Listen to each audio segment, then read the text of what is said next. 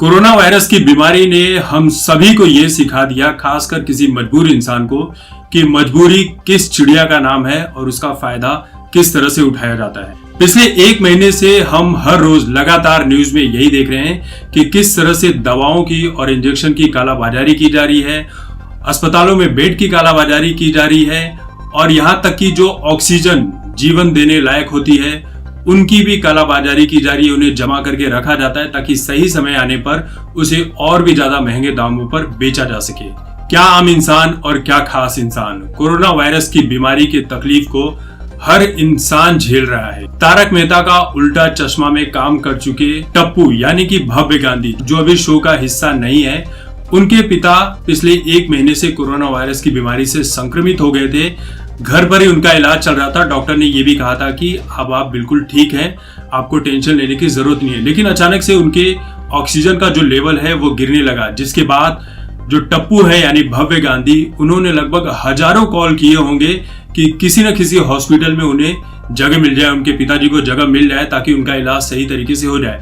लेकिन कहीं से भी रिस्पांस नहीं मिला। लोग यही बोल रहे थे कि पहले बीएमसी में रजिस्टर कराओ, उसके बाद ही तुम्हारे पिता को किसी अस्पताल में जगह मिलेगी।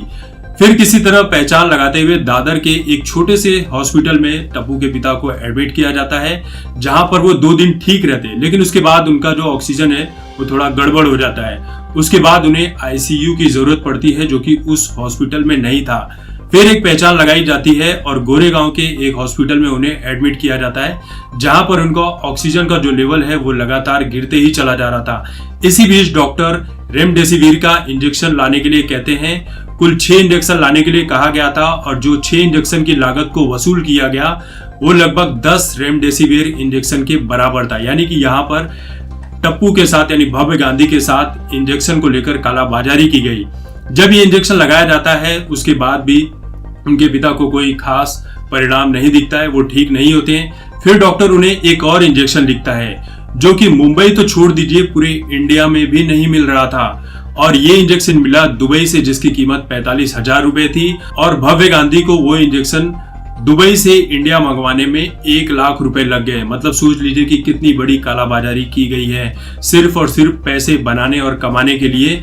ये नहीं देखा जा रहा है कि मरीज किस तकलीफ में है, उसकी जान जा सकती है, वो बच सकता है, उसे बचाया जा सकता है, लेकिन कालाबाजारी लगातार चल ही रही है। इसके बाद भी, वो इंजेक्शन लगने के बाद भी जो भव्य गांधी के पिता हैं उनकी तबीयत ठीक नहीं होती है। फिर आनन फानन में उन्हें मुंबई के ही अंधेरी इलाके के अंबानी हॉस्पिटल में ले जाया जाता है, जहां पर उन्हें एडमिट नहीं किया जाता है।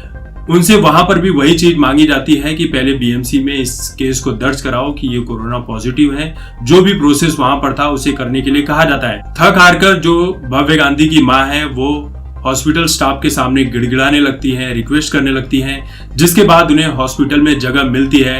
लेकिन अफसोस की बात यह है कि भव्य गांधी के पिता बच नहीं पाते, उनकी मौत हो जाती है। सोचने वाली बात ऐसी कि जब ऐसे बड़े बड़े नामी लोग अपने अपनों की जिंदगी नहीं बचा पा रहे हैं तो आम इंसान की तो कोई औकात ही नहीं है। पिछले दिनों भी हमने देखा कि किस तरह से राहुल वोरा के पास पैसे तो बहुत थे, लेकिन हॉस्पिटल में उनका इलाज सही तरीके से नहीं किया गया।